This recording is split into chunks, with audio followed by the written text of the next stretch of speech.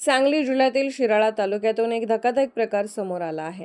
मक्याच्या पिकामध्ये लपवून गांजाची लागवड केल्याचा प्रकार उघडकीस आला असून पोलिसांनी छापा टाकून गांजाची झाडे जप्त केली आहेत. शिराळा तालुक्यातील रिळे गावातील शेती गट क्रमांक 151 मधील मक्याच्या पिकामध्ये गांजाची झाडे लावण्यात आल्याची गोपनीय माहिती पोलिसांना मिळाली होती. या माहितीच्या आधारे शिराळा पोलिसांनी 13 मार्च रोजी सायंकाळी सुमारे 7:45 सुमारास फुपेरे फाटा परिसरातील एका शेतात छापा टाकला. छाप्यामध्ये मक्याच्या पिकात आंतरपीक म्हणून गांजाची लागवड केल्याचे पोलिसांच्या निदर्शनास आले. पोलिसांनी मुळासह एकूण 17 हिरवट रंगाची गांजा सदृश्य रोपे जप्त केली.